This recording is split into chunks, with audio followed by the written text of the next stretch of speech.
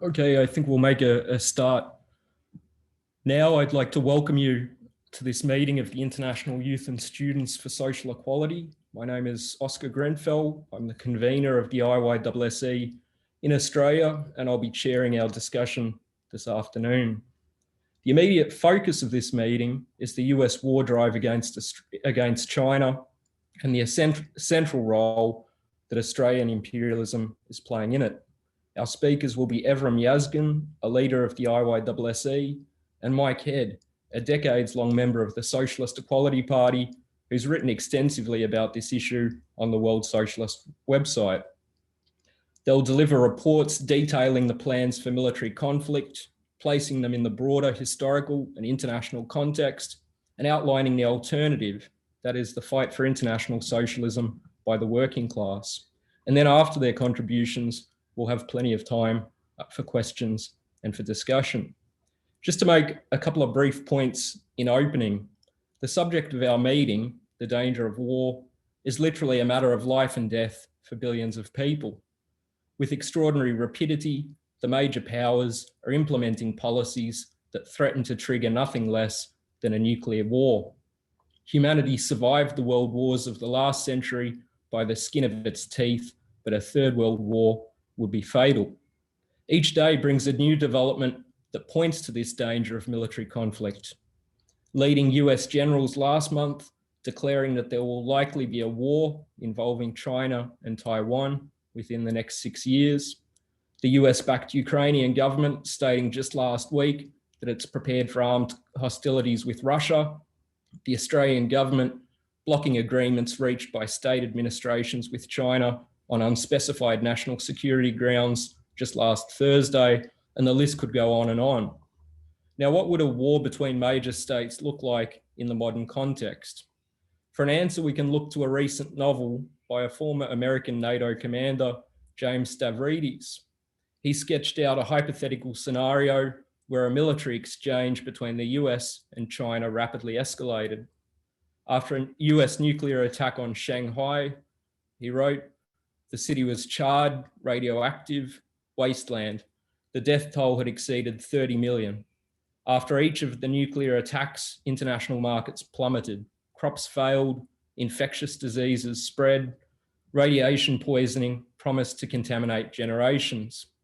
The devastation exceeded the capacity for comprehension. Stavridis also sketches out a Chinese counterstrike on San Diego in the United States, which would leave that city in a similar state of devastation. But as we noted in our review of this novel on the World Socialist website, its descriptions are, if anything, an understatement of the horrors that would accompany a nuclear world war. Why is it in the 21st century, with all of its technological and scientific advances, that we're compelled to discuss the dangers of such a catastrophe? Above all, it's because of the fundamental contradictions of the capitalist system identified by the great Marxists of the last century, including Vladimir Lenin and Leon Trotsky. They explained that capitalism is an historically outmoded system and that its death agony finds expression in imperialist war, a massive growth of inequality, an ever-deepening assault on the working class, and fascism. And what was true of the 20th century is even more sharply posed in the 21st.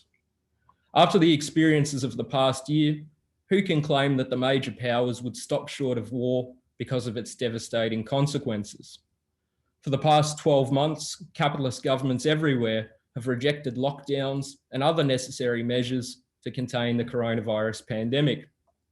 Everywhere, the policy has been to open the economy as quickly as possible to ensure corporate profits, whatever the health cost. What's been the result? Almost 3.1 million people dead, some 145 million infections, and casualties not seen outside of war. The pandemic is now resurging with a catastrophe of almost unimaginable proportions playing out in India, which is registering more than 300,000 cases a day, although that's likely a gross underestimate. And the scenes really do resemble a war zone. Hospitals overflowing, crematoriums working around the clock, people dying because oxygen supplies have run out. Massive case numbers are being recorded in Brazil, and a host of other historically oppressed countries, while tens of thousands continue to be infected in Europe and the United States. The vaccine has been invoked as a silver bullet and an excuse to lift all restrictions, but its rollout is, in many cases, shambolic and unequal. If you look at the situation here in Australia, the vaccination program has completely fallen apart in its opening stages, but both the government and Labor are preoccupied primarily with opening the borders to international travel to ensure that there are no obstacles to the activities of big business. For decades, the scientific Marxist insistence that capitalism tends towards economic and social breakdown has been derided, especially in the universities. But can anyone deny that we're now living through a capitalist breakdown of an historic magnitude? At this meeting, we're not just discussing the crisis, but also its resolution.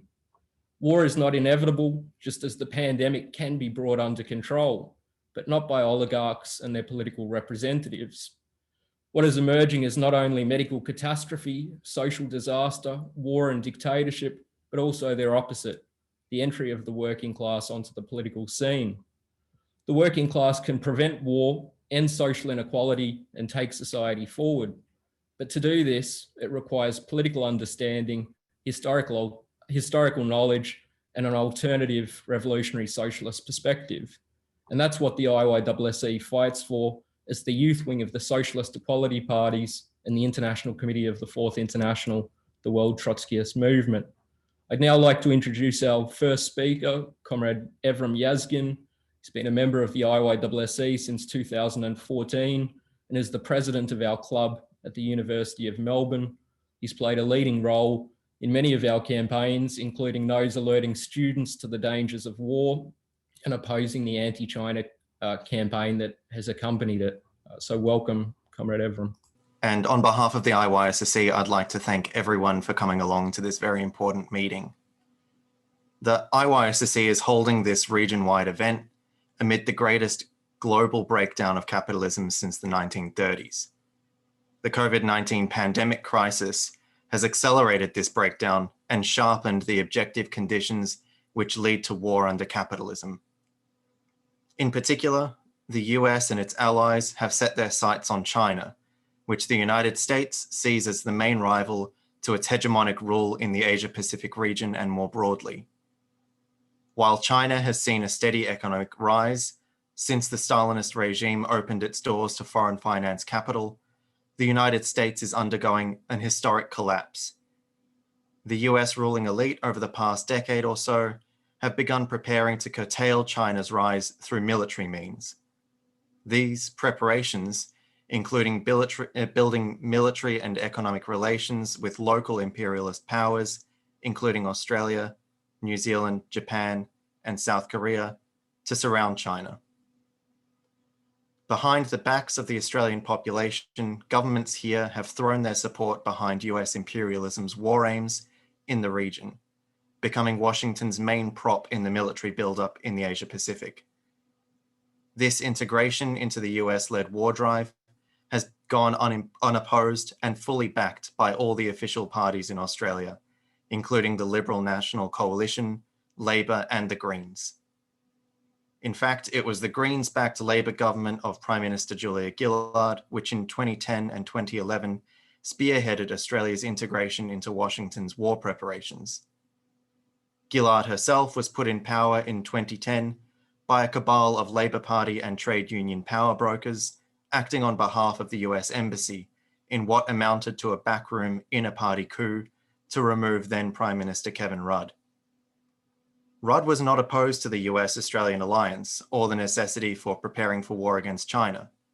He secretly told the Pentagon he was committed to war as a last resort, but proposed an Asia-Pacific community in an attempt to mediate the escalating strategic rivalry between the US and China. Concluding that Rudd was not committed enough to US war aims, he was ousted by Labor and union apparatchiks, later exposed by WikiLeaks as confidential informants for the American Embassy. In November 2011, then US President Barack Obama used the Australian Parliament to formally announce a new US foreign strategy often called the pivot to Asia. Obama also signed an agreement with Gillard to base US Marines in the city of Darwin. The pivot involves a US military buildup throughout Asia, as well as an aggressive economic and diplomatic offensive to undermine Chinese influence. As the southern anchor in US plans for conflict with China, Australia has been principally tasked with blocking key shipping and supply lanes to China and the Asia Pacific. In the Asia and Pacific. The US and its allies have used the pretext of freedom of navigation to push for highly provocative blockades of the South China Sea and the Taiwan Strait. Another aspect of the drive to war against China is the ideological war being waged to attempt to justify to the population these aggressive actions. The Australian population has been bombarded over recent years with a filthy, xenophobic, nationalist campaign of anti-Chinese racism. The Australian media and political establishment have promoted the unsubstantiated claim that Australia is under threat from so-called foreign interference, and in particular, fifth columns of Beijing, whose goal it is to spread Chinese influence. This line has been peddled by all the bourgeois media and political parties. The sharpest and most ominous expression came in September 2016, when Sydney Morning Herald columnist Peter Harcher authored an inflammatory article labeling those he accused of representing Chinese influence in Australia as, quote, rats, flies, mosquitoes, and sparrows, end quote. Harcher directly named serving and retired Australian politicians, academics, and university think tanks, business people, and ethnic Chinese organizations, and Chinese students as four pests that should be eradicated. This promotion of national security is part of a broader so-called national security is part of a broader anti-China drumbeat. In 2018, the Liberal National Government and the opposition Labor Party jointly pushed through Parliament foreign interference laws designed to crack down, above all, on anti-war dissent and anyone linked to China.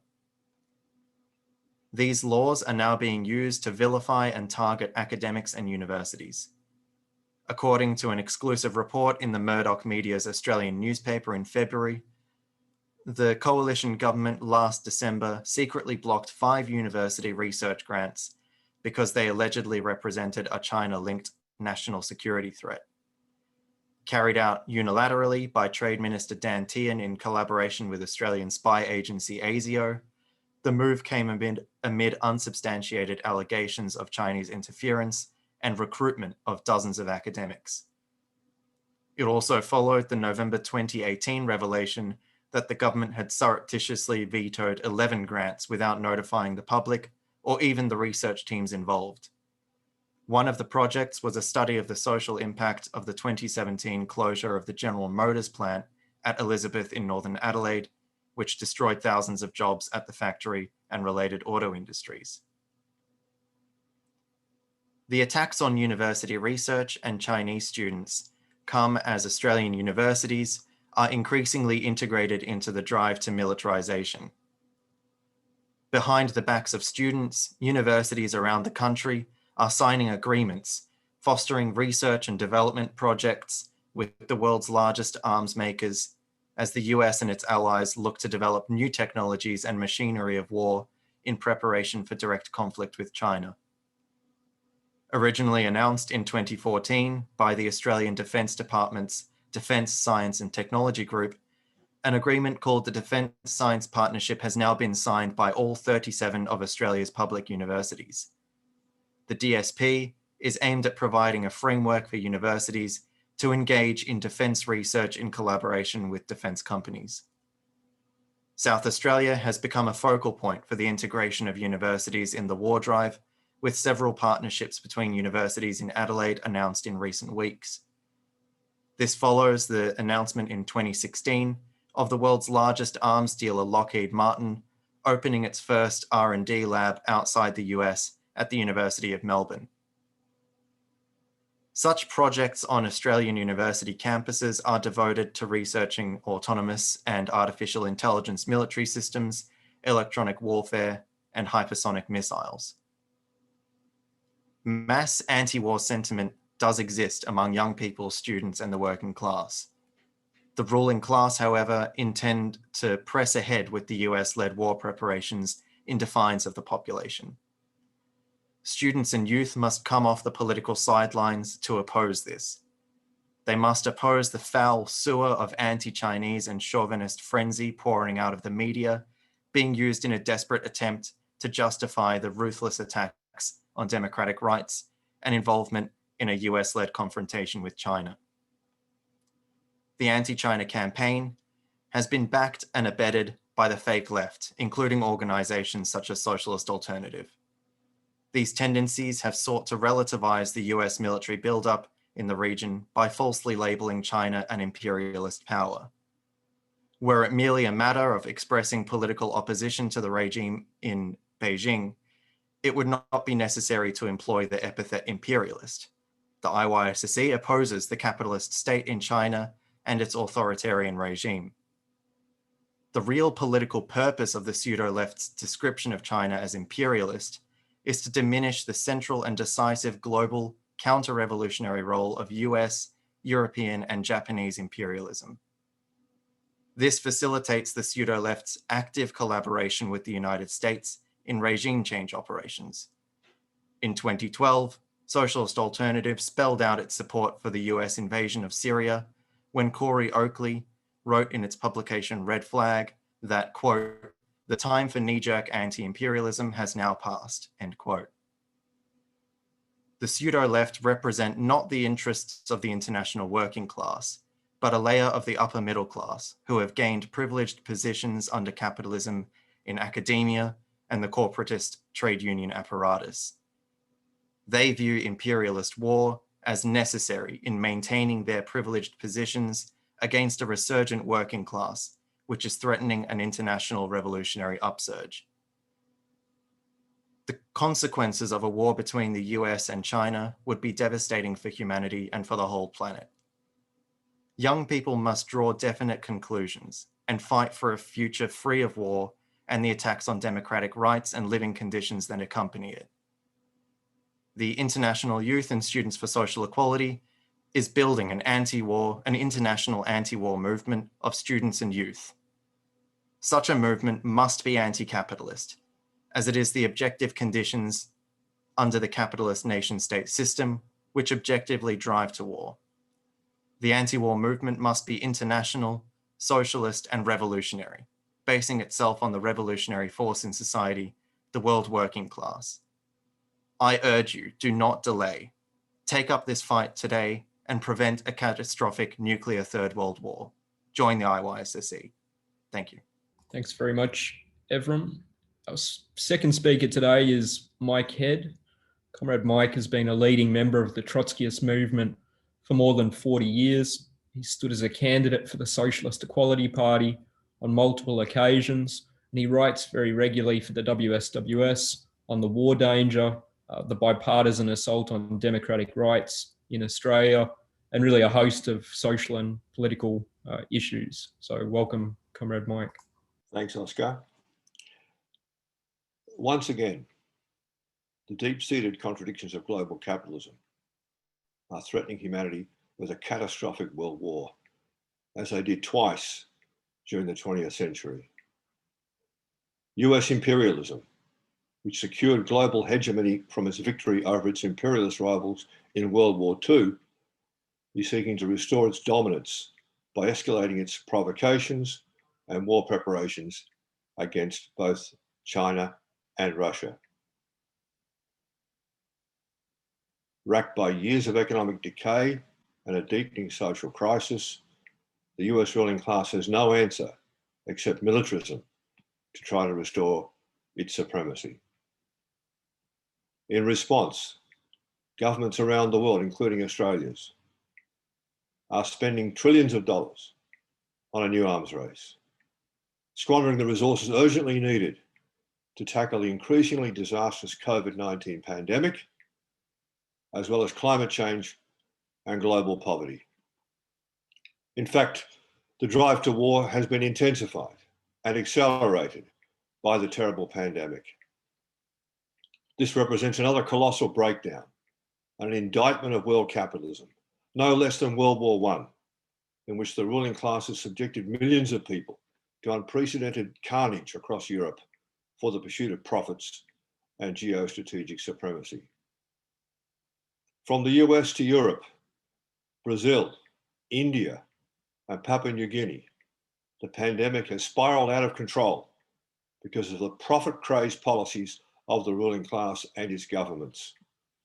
Intent on getting workers back to work to generate profits, capitalist governments have refused to organise or continue effective lockdowns and other basic safety precautions. And now the global vaccine situation has become a disaster as each national-based capitalist class pursues its own mercenary interests.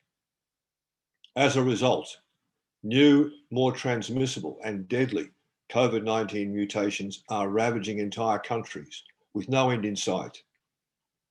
Every day brings shocking new scenes of overrun hospital systems.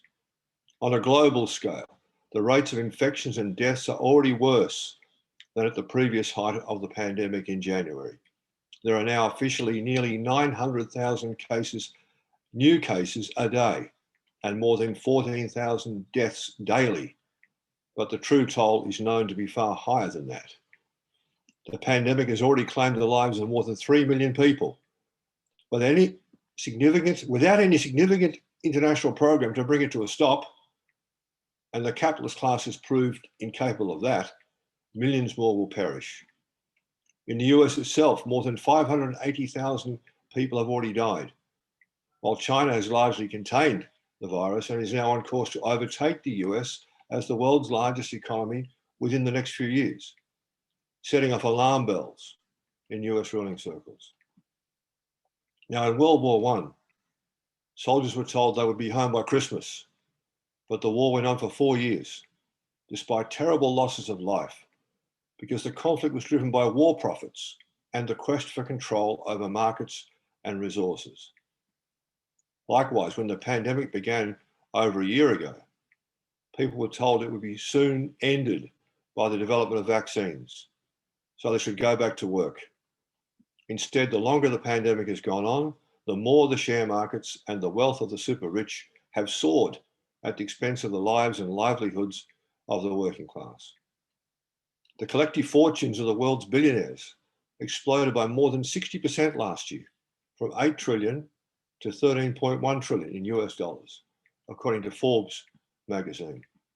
Forbes noted, quote, COVID-19 brought terrible suffering, economic pain, geopolitical tension, and the greatest acceleration of wealth in human history. This process, aided by governments propping up the financial elite to the tune of trillions of dollars, is fueling immense working class discontent and growing class battles as big business exploits the pandemic to decimate workers' jobs, wages, and conditions in every country. The response of the ruling elites is to beat the war drums as a means of trying to divert the class tensions into toxic nationalism. The last World War ended with the barbaric use of nuclear bombs by the US. Any new one would start with the use of far more destructive such weapons. In warning of this dire danger, we are not saying that World War III is simply inevitable. Our perspective in such a war must be stopped. A new international movement against war, uniting the great mass of working people and youth in opposition to capitalism and imperialism, must be built.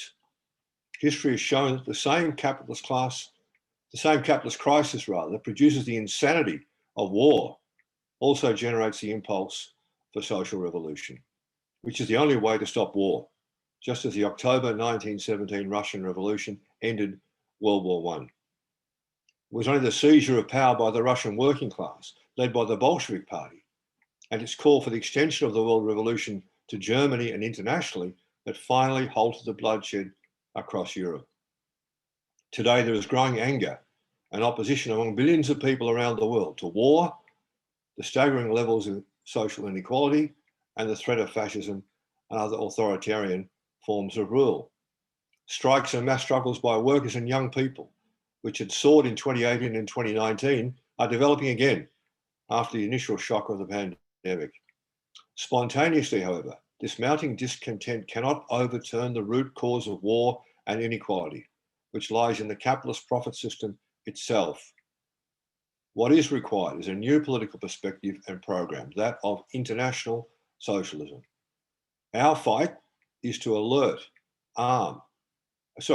inform, and mobilise the international working class to stop World War III by overthrowing the capitalist system that is responsible for the drive to war. Now, if any illusions existed that the world US-led war drive was just a product of Donald Trump's crusade to so-called make America great again, they have been shattered. Let me review the blistering pace of development since President Joe Biden took office on January 20th. Far from lessening the military provocations and trade war measures of Trump, he has rapidly intensified them. Within weeks of his inauguration, Biden set course for war, accusing Beijing of so-called vaccine diplomacy and the genocide of Uyghurs in China's Xinjiang province, as well as economic coercion of allies such as Australia. These charges are all pretext for war. On March 11, Biden convened the first ever leaders summit of the Quadrilateral Security Dialogue, or Quad, involving the US, Japan, India, and Australia. Ever since the Quad was first mooted over a decade ago, it has been aimed at consolidating an alliance to encircle China and prepare for war. Next, Biden set about revitalizing US military alliances by organizing a tour of Japan and South Korea, which are both on China's doorstep, by US Secretary of State Anthony Blinken and US Defense Secretary Lloyd Austin. Just days later, on March 19, came an unprecedented diplomatic confrontation in Alaska, where Blinken and Biden's National Security Advisor, Jake Sullivan, publicly berated their Chinese counterparts at their first face-to-face meeting. Blinken declared that China had to abide by, quote, the rules-based international order, or face, quote, a far more violent and unstable world. In reality, US imperialism established the so-called post-World War II order, in which it sets the rules, and it is prepared to use all means, including war, to prevent China from challenging its global hegemony. The most ominous warnings came from the outgoing and incoming heads of the US Indo-Pacific Command, Admirals Philip Davidson and John Aquilino. In congressional testimony last month, they predicted that the US could face war with China over Taiwan within 5 years. It's not Beijing, but Washington that has deliberately inflamed tensions over Taiwan. The Trump administration overturned long-standing diplomatic norms that limited US contact with Taiwanese officials as part of the arrangements in 1979 to normalize US relations with China and recognize Beijing as the sole government of all China. Biden went further, inviting the de facto Taiwanese ambassador to the US to his inauguration. Now, Taiwan is just 130 kilometers from the Chinese mainland. It was described by US General Douglas MacArthur in the early 1950s as a, quote, unsinkable aircraft carrier off the Chinese coast. Now, as the World Socialist website has explained, Taiwan also plays a crucial role in the manufacture of semiconductor chips, especially the most advanced ones, which are essential to modern weaponry, as well as everything from smartphones to artificial intelligence and supercomputers. Now, while China is now regarded, because of its sheer economic size, as the primary threat to the world hegemony that US imperialism secured via World War II, Russia is seen as another barrier to reasserting that domination. On April 15, Biden announced a, quote, national emergency and declared that Russia had, quote, interfered in the 2020 US election. He expelled 10 Russian diplomats and announced a new round of economic sanctions.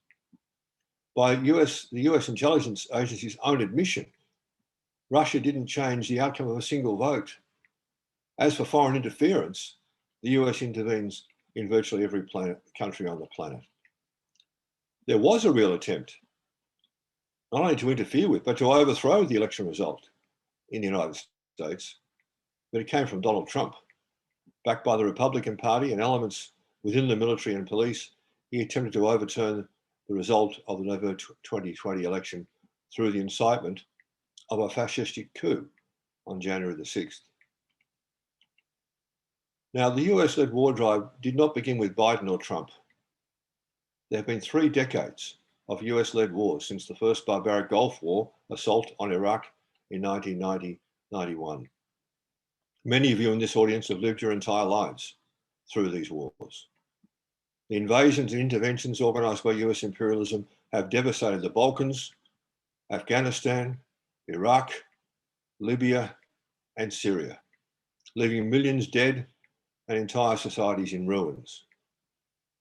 In 1992, the first president, George Bush, proclaimed a, quote, new world order following the liquidation of the Soviet Union by the Stalinist bureaucracy. In the same year, the Pentagon elaborated the underlying strategy of preventive war. That is, the illegal use of war as a means of destroying potential geopolitical and economic rivals before they can acquire sufficient power to block American domination of the globe. The Pentagon's 1992 defense planning guidance stated, quote, there are other potential nations or coalitions that could, in the further future, develop strategic aims and a defense posture of region-wide or global domination. Our strategy must now focus on precluding the emergence of any potential future global competitor. The events of September the 11th, 2001 provided the war on terror pretext for a vast escalation of global American militarism, beginning with the invasion of Afghanistan 2 months later. Then came the 2003 invasion of Iraq on the phony pretext of, quote, weapons of mass destruction. It produced one of the greatest war crimes since the fall of Hitler's Third Reich, the devastation of an entire country. Despite the exposure of that lie of weapons of mass destruction, when none were found to exist, even bigger lies are being concocted today. The US ruling elite and its allies are not planning war to defend human rights in China or Russia. Their aim is nothing less than to reduce or break up China and Russia into semi-colonies and even more ruthlessly exploit their working classes as cheap labor. Moreover, the hypocrisy of the US ruling class in claiming to oppose human rights abuses in China and Russia is staggering.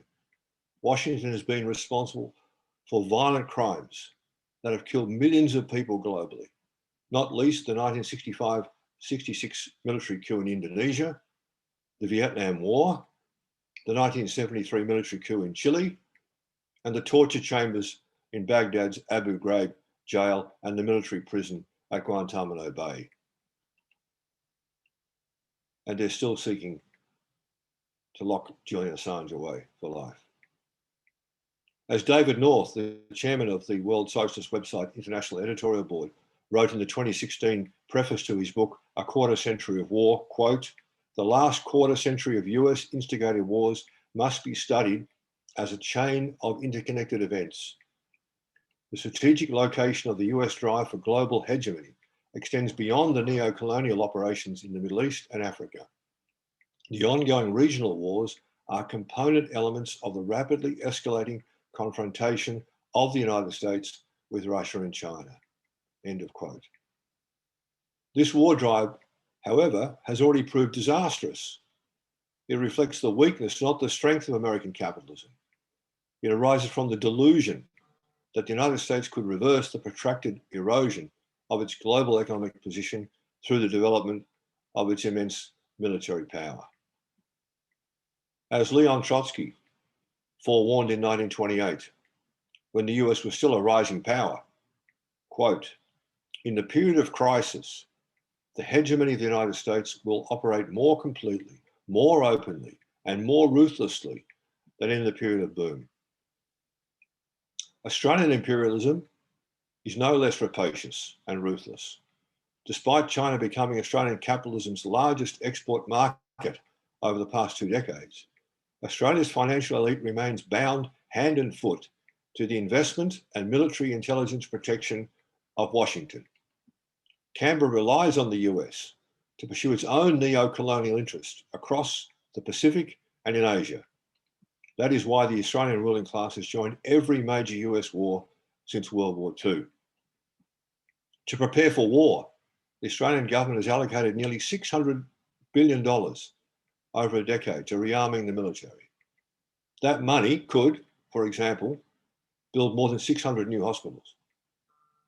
And as the pandemic has shown, the Australian capitalist class is equally vicious in exploiting the pandemic to attack the jobs, wages, and conditions of workers, from the sacked Qantas workers to the locked out Coles warehouse workers and the restructured Australia Post workers, all with the assistance of the trade unions, which have signed one sellout deal after another and blocked any unified struggle by workers. In any war, this war against the working class will only intensify, with the demand for sacrifice for the war effort. And as we reported from the recent Labor Party conference, these war preparations have the complete support of Labor and the unions, which passed no less than 6 resolutions denouncing China. In conclusion, let me reiterate. In warning about the danger of a catastrophic world war, we are not saying it is inevitable, but it is inevitable unless the international working class succeeds in overturning the capitalist order. Critical political lessons must be learnt. In 2003, in the weeks before the invasion of Iraq, millions of people took to the streets around the world to oppose the war policy of the United States and its allies. It was one of the largest ever global protest movements. But the anti-war movement was channeled behind the Democrats in the US and social democratic governments elsewhere, which only continued the militarism. Obama, who was awarded the Nobel Peace Prize, became the first American president to conduct war for his entire 8 years in office. The rising class struggle around the world requires political clarity and leadership to unify workers everywhere, including in China, the US, and here, in the common fight against capitalism. To fight for that, in 2016, the International Committee of the Fourth International issued a decisive statement called Socialism and the Fight Against War, Build an International Movement of the Working Class and Youth Against Imperialism. That statement explained that the 2 world wars of the 20th century were not the product of misunderstandings by politicians. They resulted from the underlying contradictions of the world capitalist system. One, between a globally integrated and interdependent economy and its division into antagonistic national states.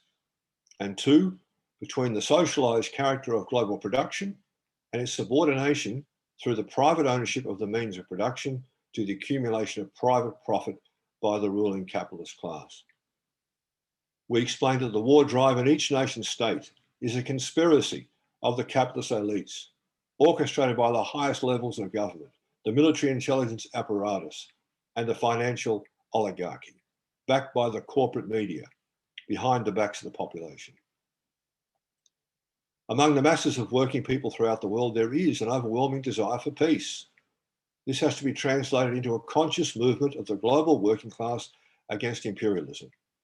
Whether in the imperialist centers of America, Europe, Japan, and Australasia, or the capitalist states spawned by the Stalinist regimes in Russia and China, or the oppressed former colonies of Africa, South America, and Asia, workers have a common interest in preventing World War III and ending capitalist exploitation. Capitalism, as Karl Marx explained, creates its own gravedigger. The globalization of production, which has intensified the crisis of capitalism, has led to an enormous increase in the size of the international working class on every continent. The entire globe is increasingly divided between a tiny layer who own and control the means of production and the vast majority of people who are forced to sell their labour power on the market. The more the pandemic drags on and the greater the war danger becomes, the more the global class struggle will develop.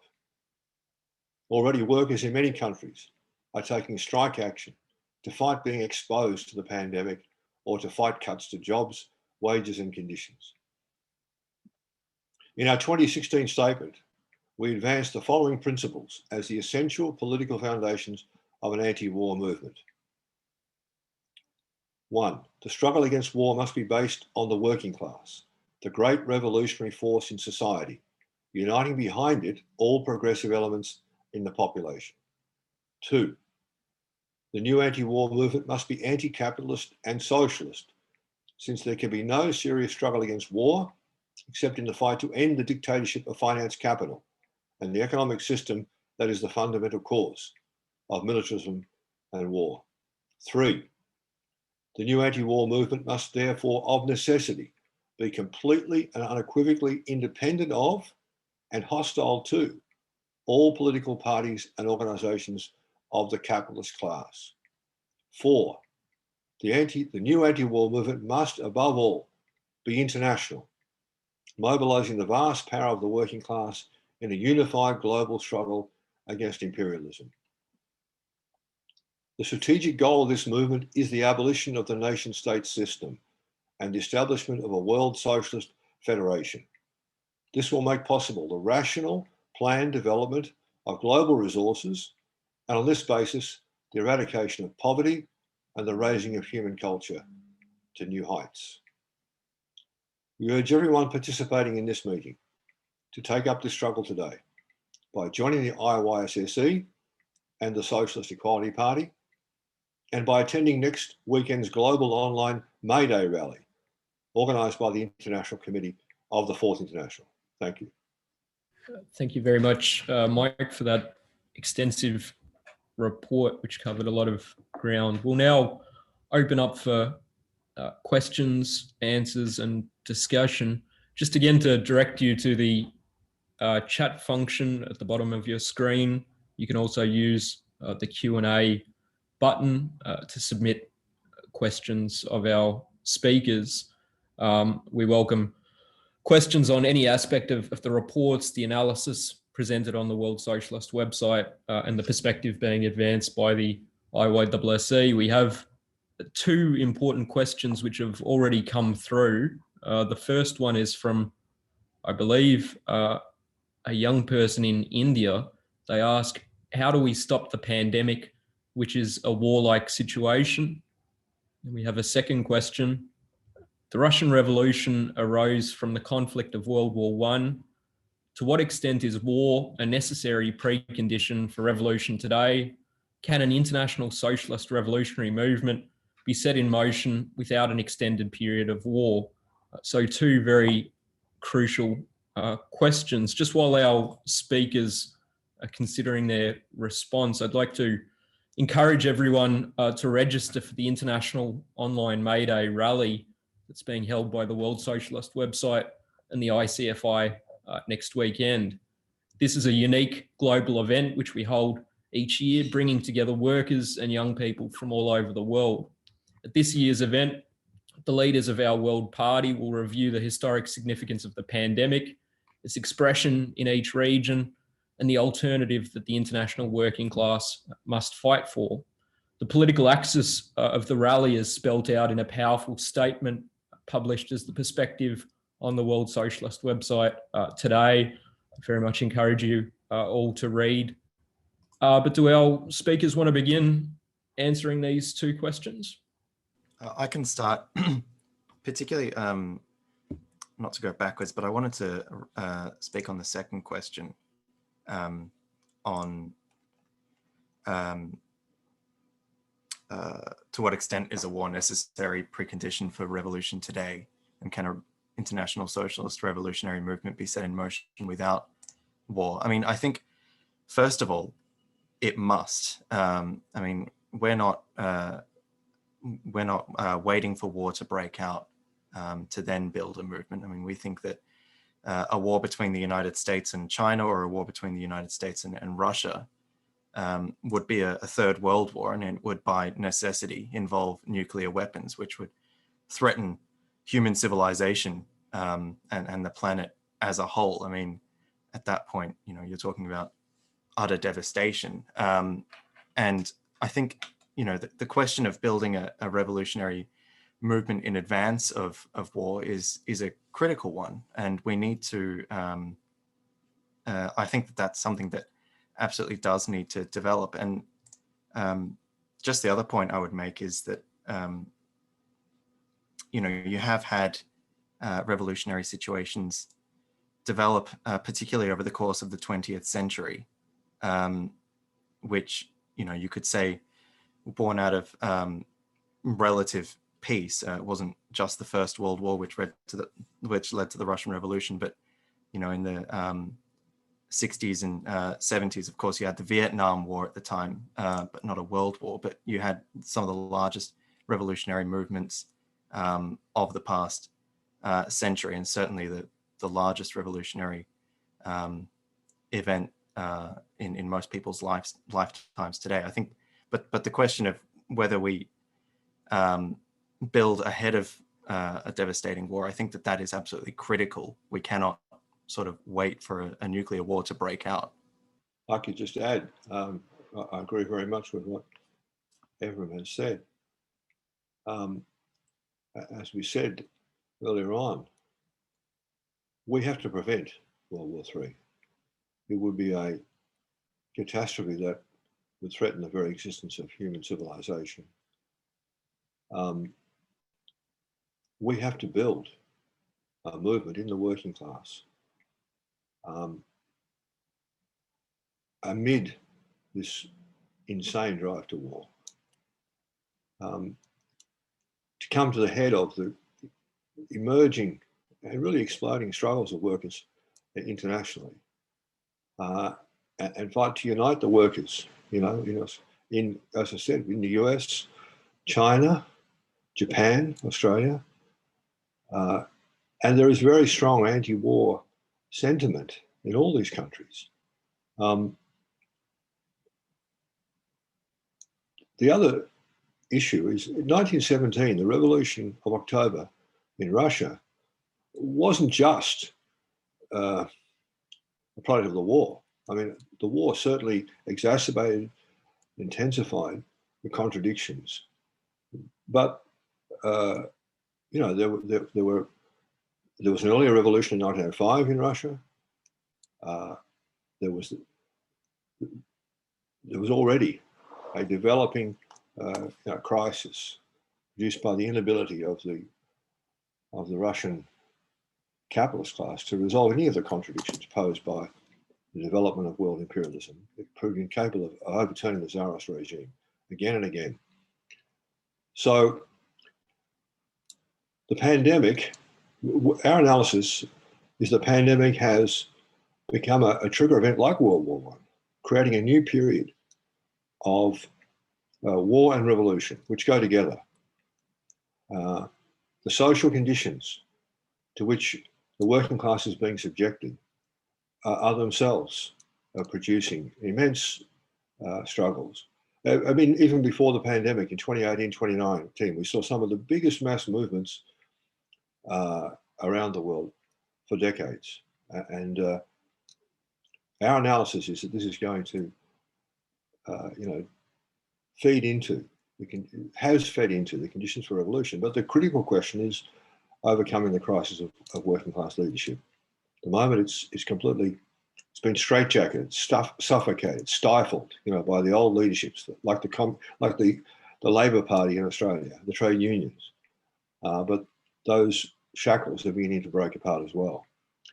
Just to come back to the first question on how to stop the pandemic, obviously it's a critical question. We've issued statements on the World Socialist website, which I urge everybody to read. And we said the working class has to intervene. The working class has to take control. Workers have to demand the shutting down of all non-essential industries and the provision of support, financial support for all those who can no longer work or whose small businesses would face ruin. But that requires the diversion of billions of dollars, from the wealthy and from war spending, into providing the resources for such a program. There's a statement on the site today, our latest perspective, calling for an international alliance of rank and file organizations. It sets out a perspective there for the working class to take matters into its own hands. In India, for example, we know as well that there have been a whole series of strikes, including general strikes. But that movement's been contained, held back so far by the old union apparatuses. We have to develop this fight in India and globally, against the capitalist order. That's the only way we're going to bring this disaster to a halt. I definitely agree very much with the points that Mike has made. I mean, there are numerous statements, articles, and perspectives on the World Socialist website which go through, what the response to the pandemic must be, and as Mike has said, it has to come from the working class. One quite helpful perspective is actually from, as well as today's perspective, which I think everyone has to read, but also another from the 31st of January this year, written by David North, who we've already quoted in this meeting, called Capitalism versus Socialism, the Pandemic and the Global Class Struggle. In that perspective, David North very clearly outlines, what the response of capitalism has been to the pandemic, versus what the response of a socialist system, which is based not on corporate profit but on social need, would and should respond to the pandemic. It's noted that the positions of the ruling elites in every single country to the pandemic, whether it be the promotion of herd immunity or the putting profits over human lives, or imposing limited lockdowns before ordering the reopening of the economy, allowing millions of infections and so on. This stems from the capitalist system itself, the drive for profit, the placing of that above the interests of ordinary people, whether it be their health, their living conditions, or their jobs.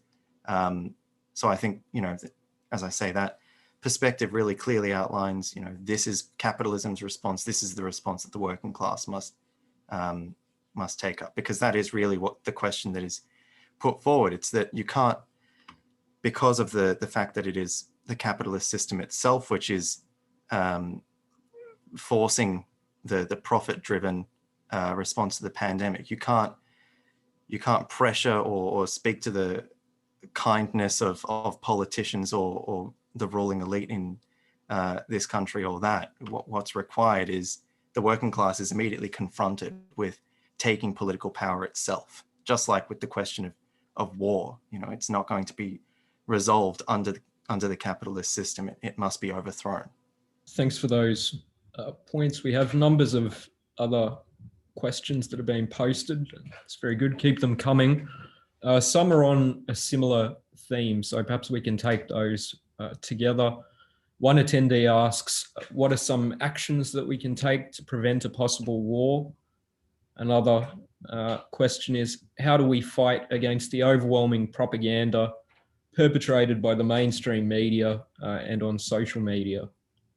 So Evram, did you want to begin with some points on those questions? Yeah, absolutely. I mean, attending this meeting is an important first step, but I would say, the main thing is to develop this discussion, develop it in your workplaces, at your schools, at the universities. Above all, the question was asked, how do we combat the corporate mainstream media? The perspective on the World Socialist website is unique. It is based on the interests of the working class. It is based on a genuine scientific Marxist grounding. And it puts forward the genuine perspective for the working class on all of these questions. And, I would say that as the next step for anyone who is serious about taking these questions up would be to educate yourself and fight to educate others on these critical questions, because as Mike has alluded to as well, there will be revolutionary movements of the working class in the coming period. The World Socialist website has characterized the 2020s as the decade of socialist revolution. That's not an exaggeration. It's based on an analysis of the previous decade and more, which has seen growth in social inequality, the drive towards war, authoritarianism in country after country, and the working class is beginning to move. But the critical question is that of revolutionary leadership and the leadership of the working class. And that is what has to be built. That is what, the IYSSE and the SCP are seeking to build when we hold campaigns and rallies and meetings, is to develop a layer of revolutionary leadership, which will provide the political perspective required to deal with these existential questions. I could just add, I agree very much with that. I think the most important action anybody can take right now is to join the IYSSE and the Socialist Equality Party. We have to build a movement. We have to build a conscious, socialist, international revolutionary movement. And that means building our movement on a global scale. The working class at the moment, and that means building a leadership completely opposed to, independent of the old leaderships, the Labor parties, the communist parties, to the extent they still exist, the trade union bureaucracies. They're the main factor. And this has been the case for a century, holding the working class back, tying it to the existing capitalist state and to the system of wage labor. We need to develop a movement that consciously, is oriented to fighting for this new leadership within the working class. The statement on the site today, Perspective Today, calls for an international alliance of rank and file committees. We're fighting for rank and file committees to be built in factories and in schools and in universities, involving workers and also, students, and where appropriate in schools, parents, against the subordination of life, to the pandemic and to the drive towards war.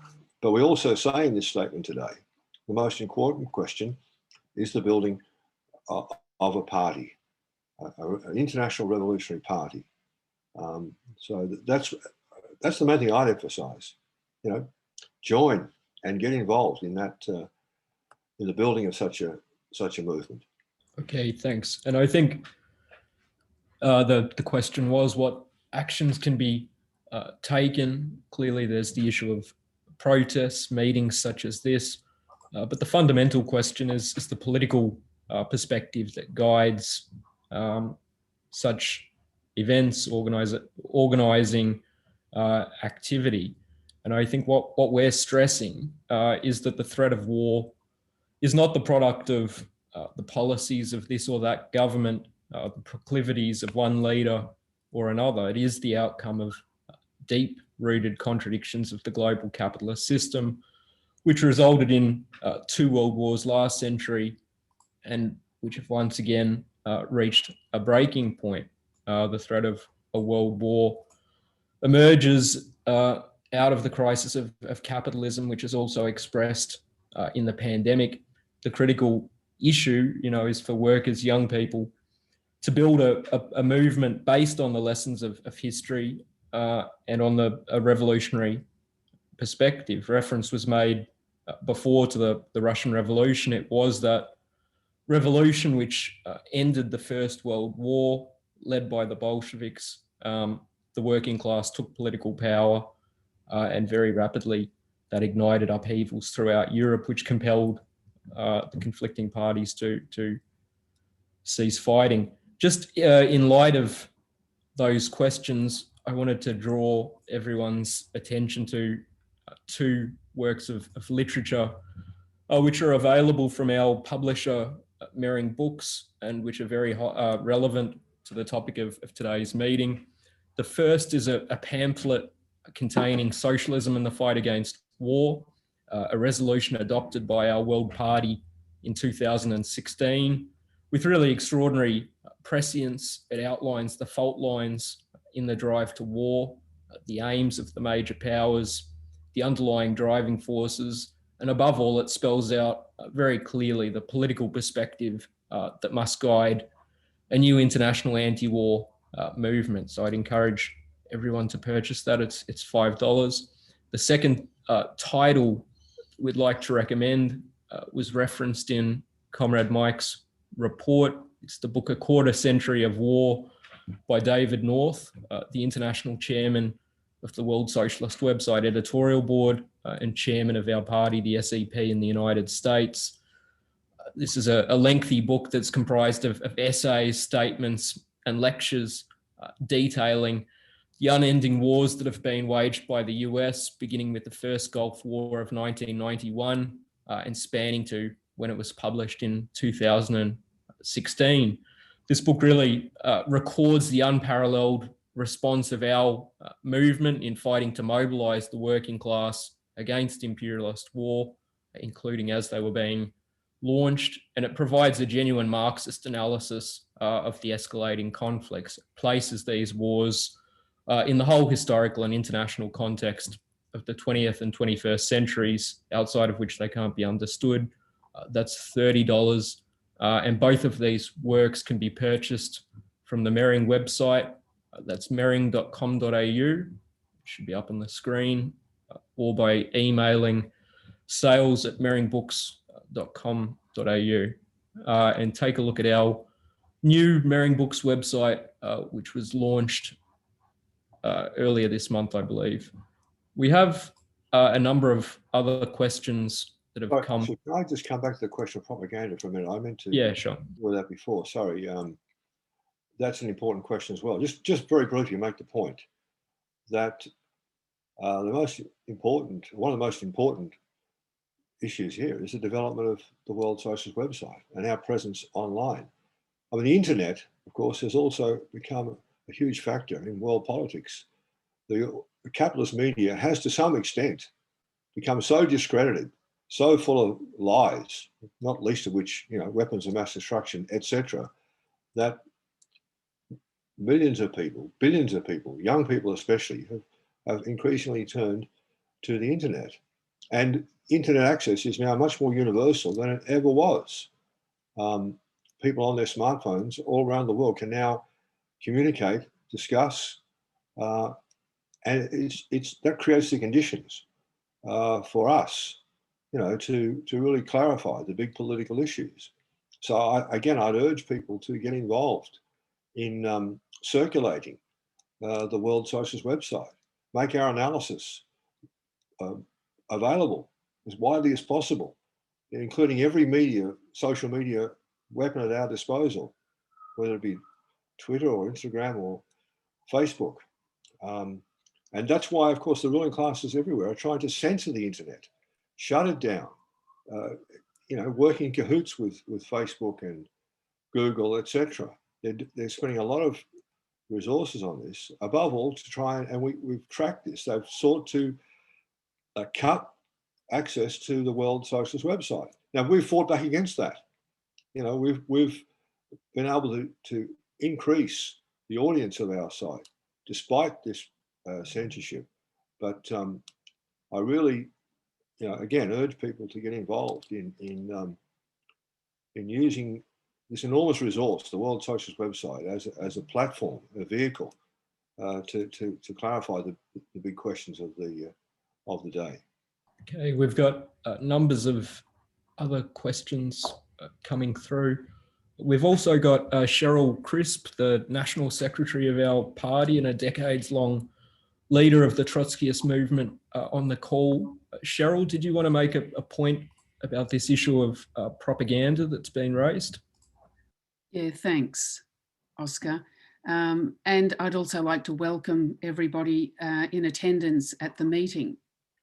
I just wanted to add briefly on the question of propaganda, and I know one of the points that has been made in the chat has been that this is the central issue, and that Goebbels, would have been very pleased and proud of the role of propaganda, which I'm not denying that he could very well be. But I think it is important to also highlight Goebbels would never have seen the light of day, nor would Hitler, notwithstanding the propaganda machine and other aspects of the Nazi state, had it not been for the crisis of revolutionary leadership. It was not inevitable that the Nazis, that Hitler was able to come to power on January the 30th, 1933.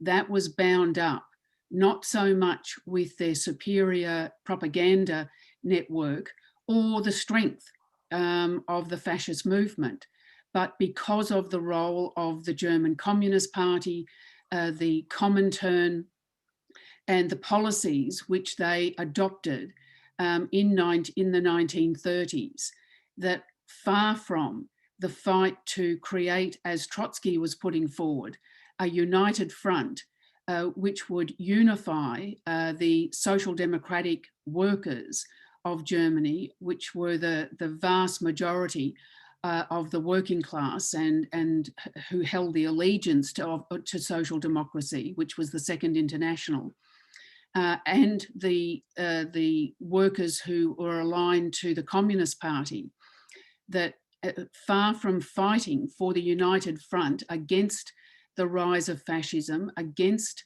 the violence which was being carried out by the Nazi stormtroopers, which would in and of itself have revealed to the social democratic workers the complete inability, the refusal of their leadership to prevent the rise of fascism. In fact, what the Communist Party of Germany put forward is first fascism, then us.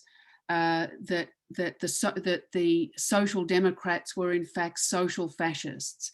And what they did was therefore split the German working class in the face of what was the greatest danger which confronted them. And so the question wasn't so much propaganda, but of revolutionary leadership. The crisis of revolutionary leadership, which, as Trotsky went on to state, was the situation and the most important question facing mankind.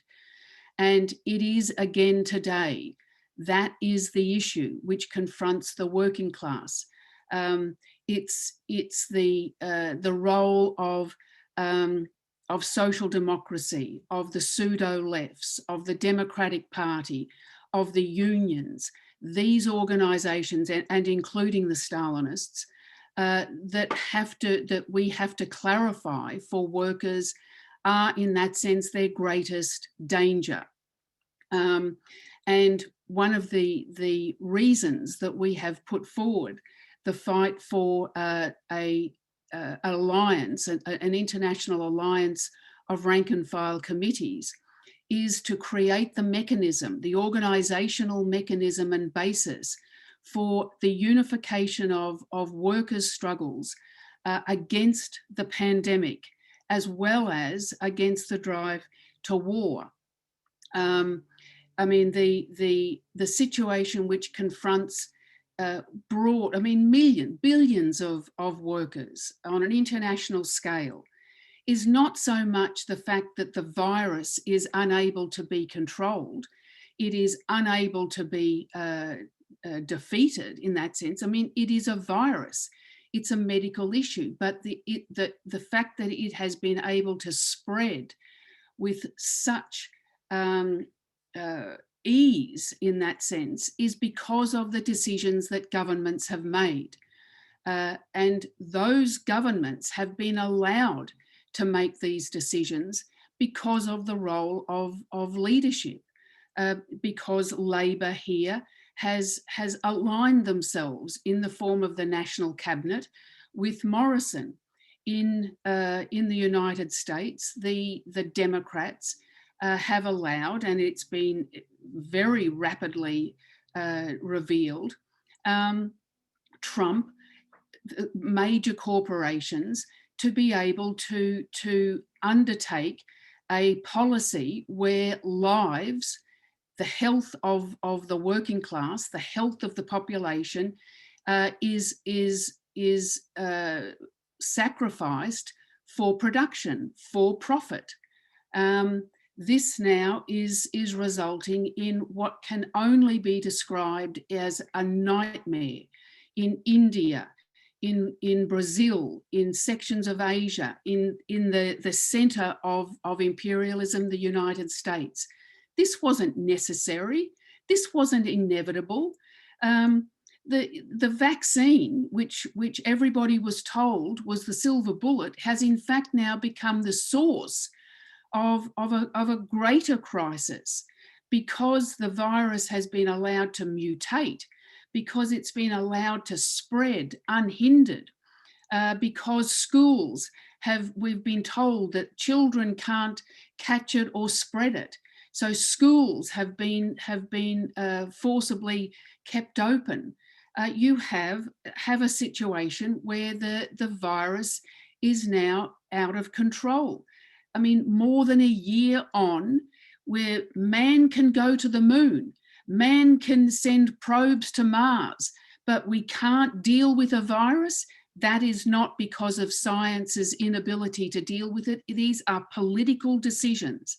And all the political elites, all the political parties which defend capitalism are responsible.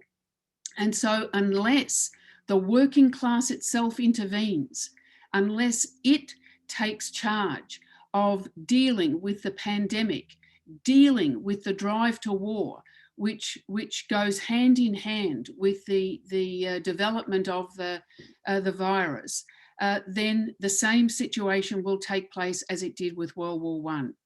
And so while propaganda certainly, has its role, it is the crisis of leadership.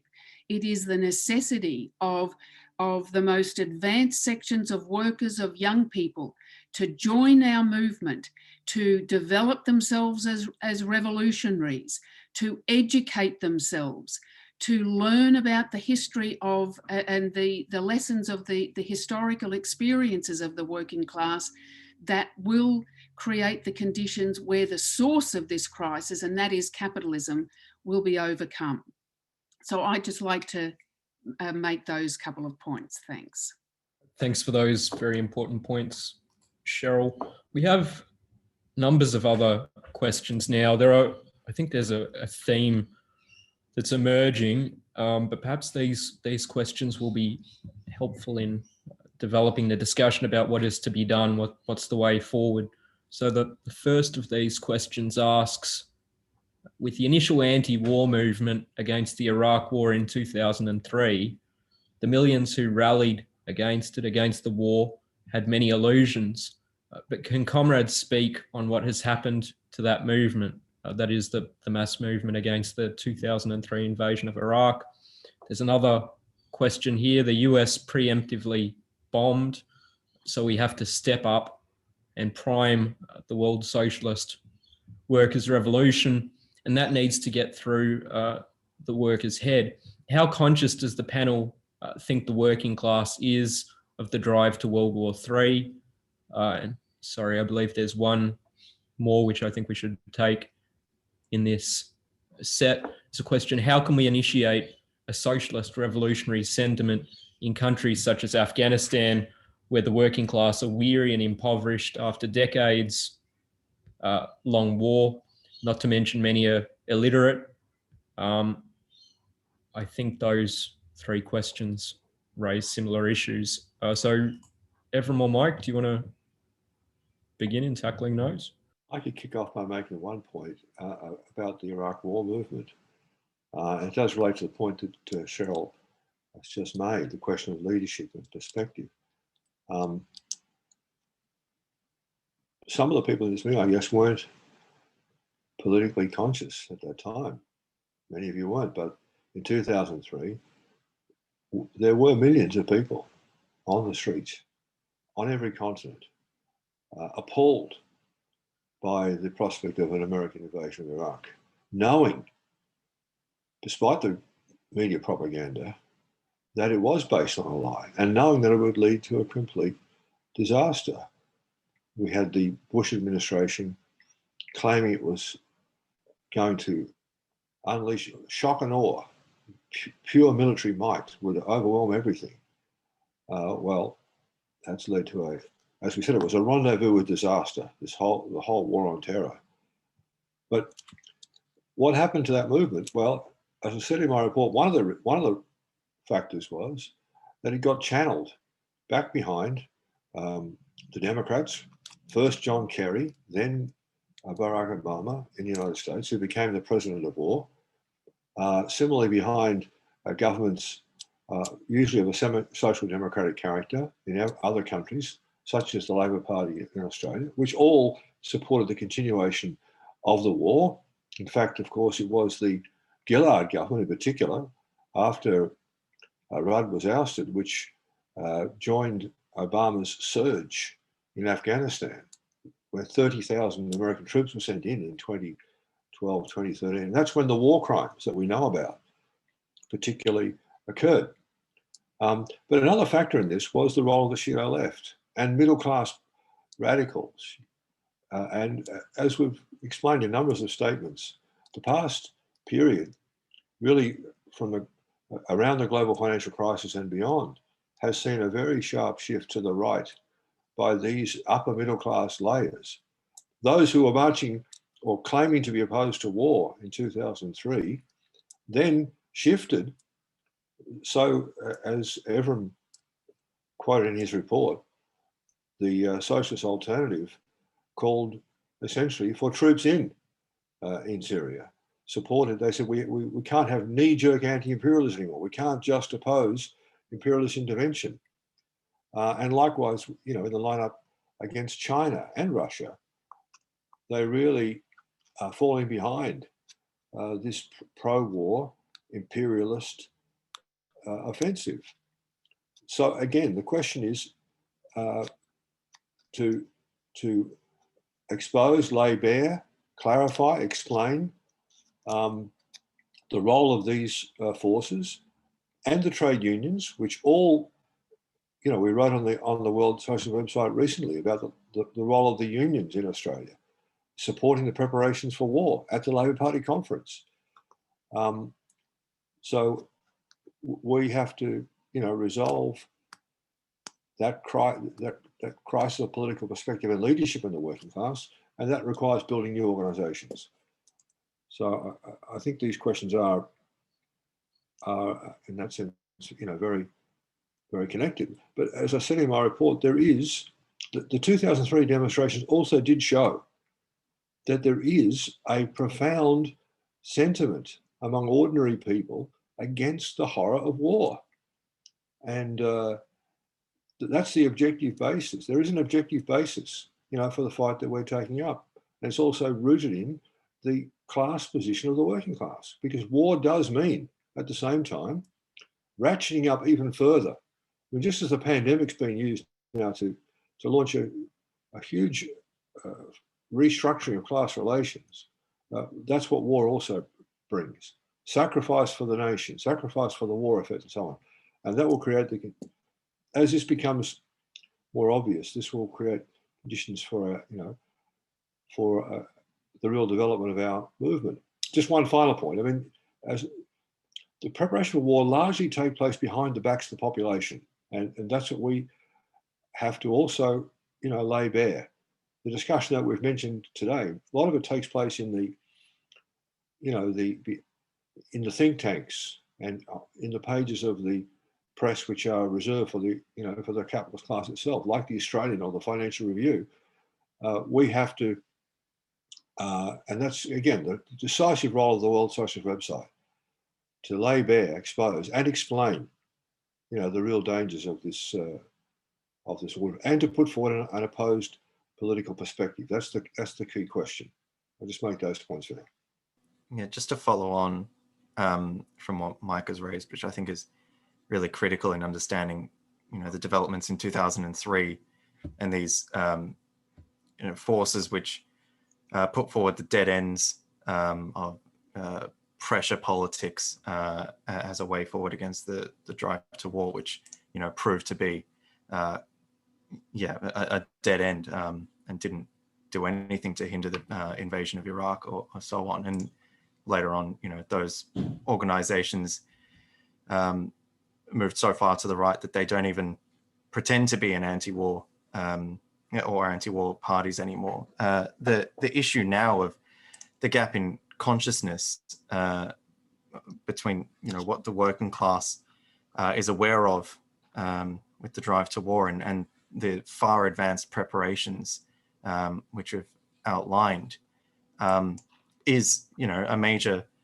problem. And as Mike has raised, it raises the critical question of our role. There is today only one tendency, which is sounding the alarm internationally on this war drive, and not only sounding the alarm, but providing a way forward. And that is our tendency. So, while there is an immense sort of lack of knowledge of the war drive, it also puts on us immense responsibilities. And the related issue is the fact that, you talk to young people, workers, about the drive to war, invariably, they will say that they're opposed to war. It's a kind of understanding that war brings immense misery and suffering to millions around the world. But what is often lacking is, number one, the understanding of how far advanced the war drive is, but also an understanding of what is required to prevent war. This is a complex question, and it requires an understanding of the objective economic conditions of the capitalist nation-state system. So I think that that's really the role of the party, the revolutionary party of the working class, is to bring into the working class and young people and students these conceptions, this understanding, and the political armory to prevent war. Just the other question on bringing consciousness into countries like Afghanistan and elsewhere, and others can speak on this too.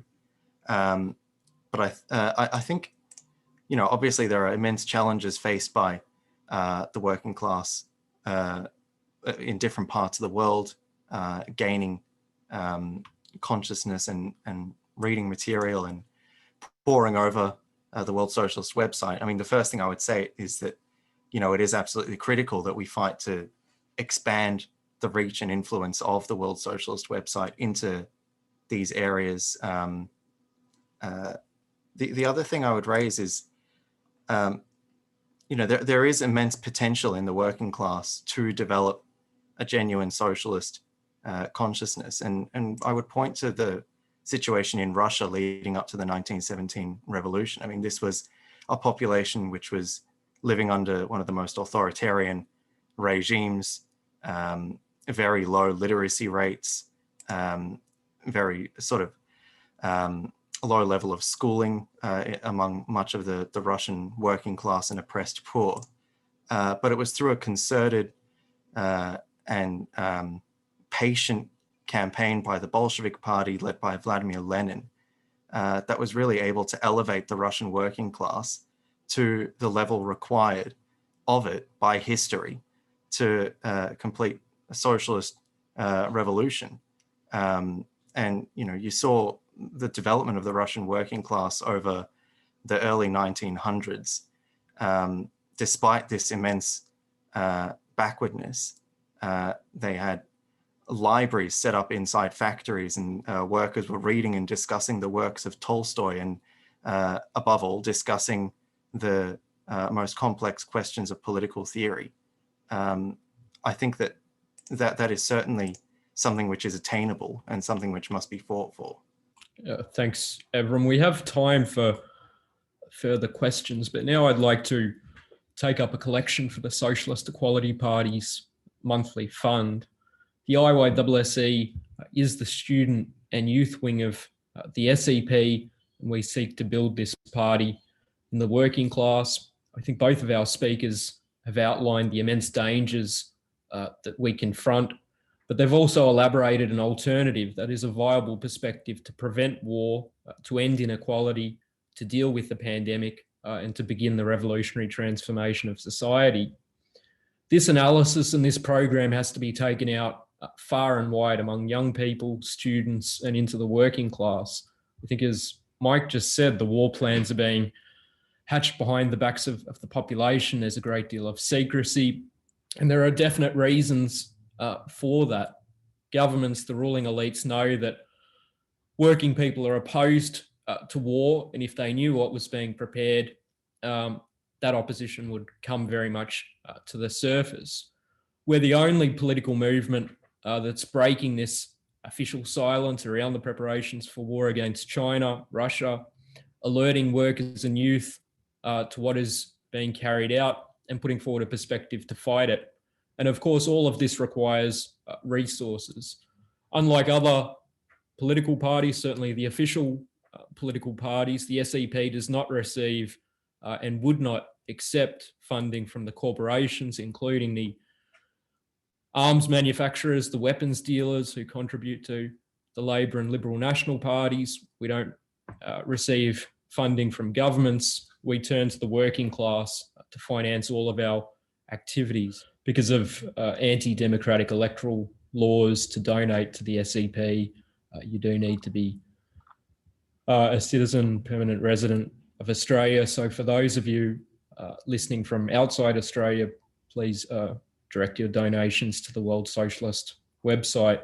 Perhaps we should proceed with some of the other questions. There are several questions raising factual issues and also questions about our policy and program. Just one question I wanted to get to. Sorry, I'm just trying to find it here. Yeah, sorry. The question is, I want to know whether people would be able to freely practice their religion in a socialist system. It's from the same person who asked the question about Afghanistan. So do one of you want to answer that one?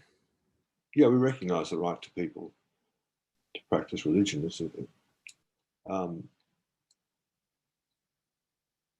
You know, we're Marxists, we're atheists.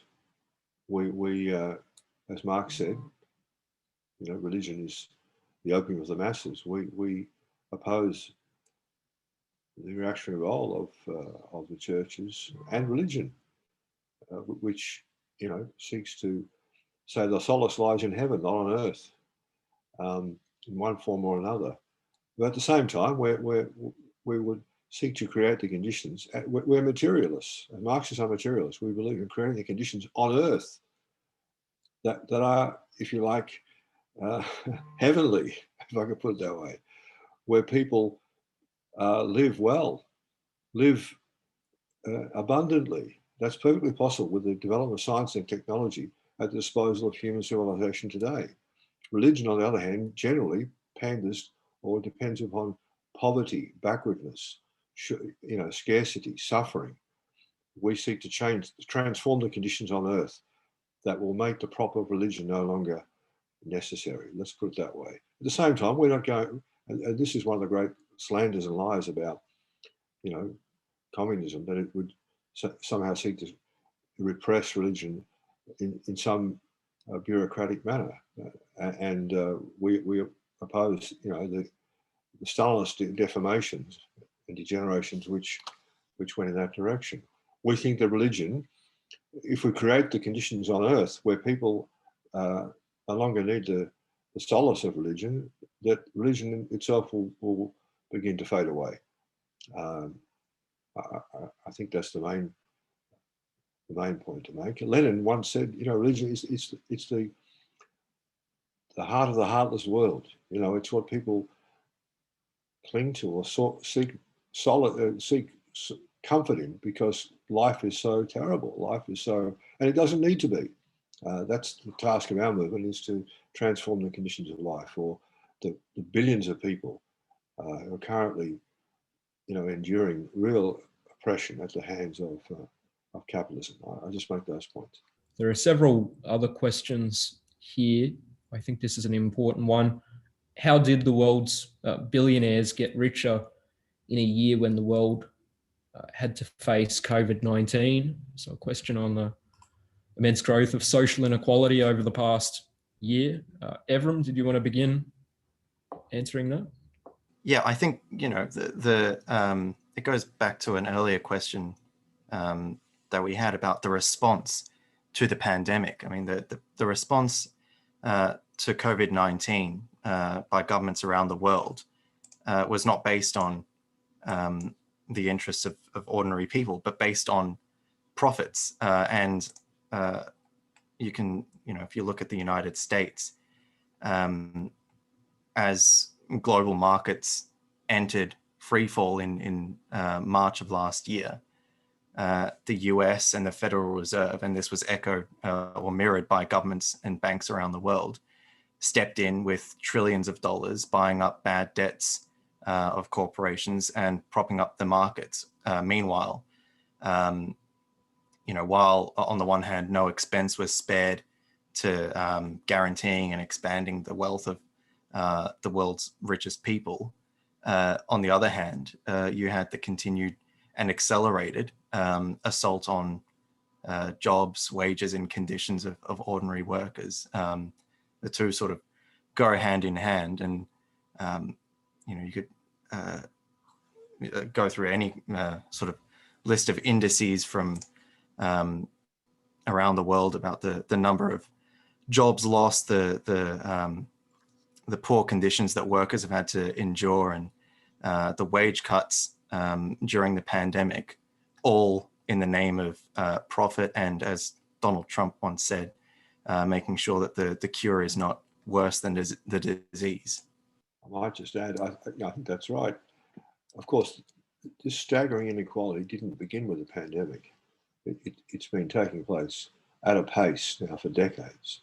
The growth of wealth at the one pole of society and the growth of poverty at the other is, of course, bound up with the very nature of capitalism itself. As Karl Marx analysed, capitalism can't help but produce ever greater inequality. During the immediate post-World War II period, there were certain concessions that were given to the working class to avoid revolution. That's been reversed in ever greater forms since the 1970s in particular. Again, as a result of the policies of, above all, social democratic and Stalinist governments, such as the Labor Party in Australia. But they've been the main privatisers, for example. The Commonwealth Bank, Qantas, these are all sold off by the Labor Party, and similar processes around the world. The so-called neoliberal program of Reagan and Thatcher was carried out in this country by Hawke and Keating. But these processes, one must say, that inequality, yawning gulf between the super wealthy and the vast majority of the population, has accelerated enormously over the past decade. First, through the global financial crisis, the ruin of that crisis, the breakdown of that which was the product of finance capital, the speculation. In fact, was used to bail out those who were responsible, and to cut the wages of workers. American auto workers, for example, new hired workers were on half the rate of workers previously. Now that's all shaded by what's happened over the past year or 15 months now in the pandemic.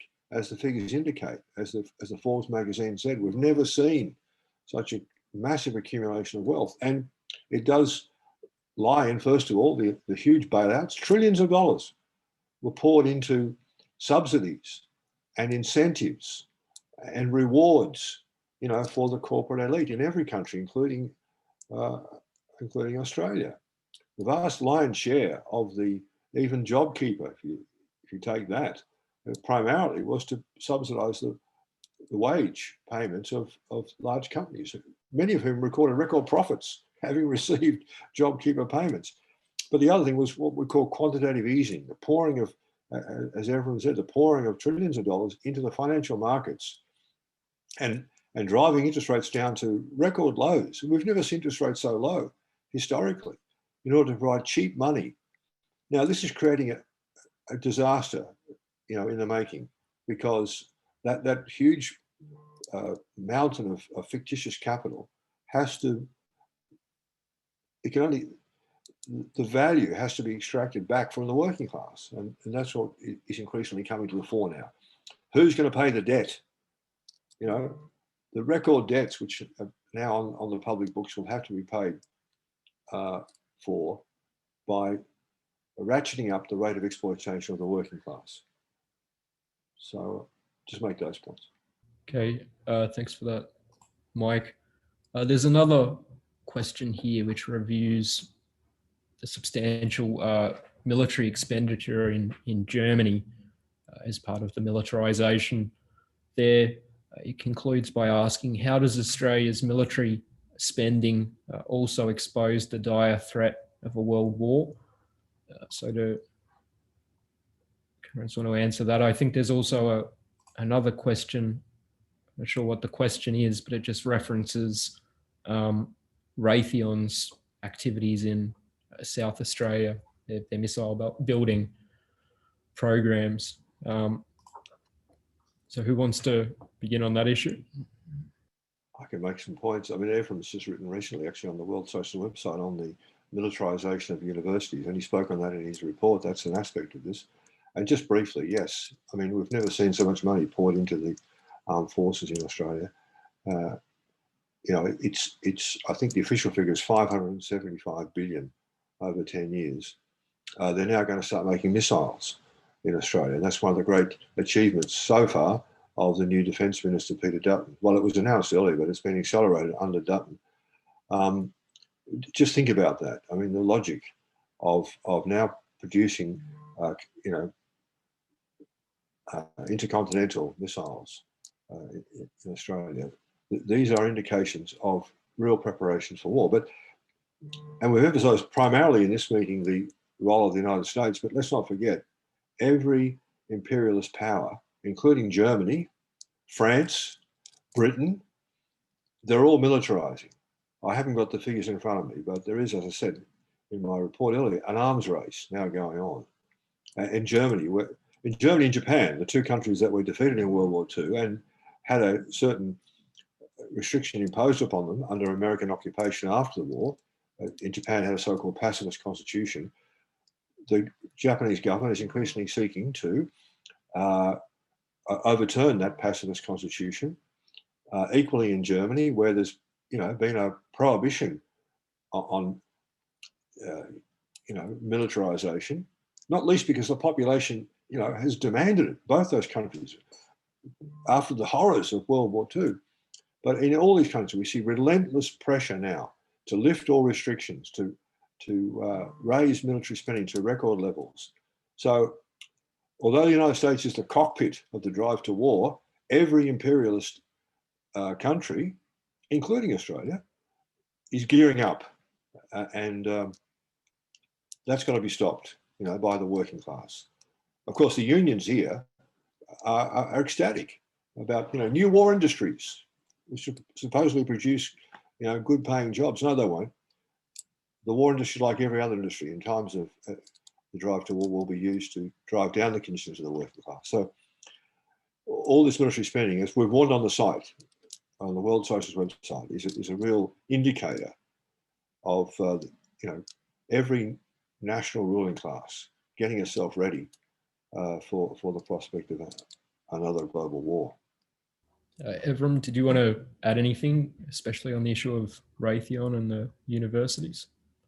I don't have much to add. I mean, I think what Mike's raised is correct. And, I think that the figure of 575 billion pledged last year is correct for the next decade. I mean, the Australian ruling class is as Mike raised, in lockstep with the drive to militarism, as are the imperialist powers around the world. I mean, what's striking about the remilitarization in Germany, and we have a section of our party in Germany which has written extensively on this issue. But one of the more ominous factors of this is the fact that there is also going hand in hand with this, the attempts to rehabilitate Hitler and far-right forces in Germany. You now have the Alternative für Deutschland, which is the main opposition party in the German parliament, which is a neo-Nazi party. But I think, more broadly, all of these imperialist countries are ramping up their military spending, and it is quite directed. One thing which I might note is actually the Australian federal government announced a strategic update last year, which is an update on the 2016 Defence White Paper.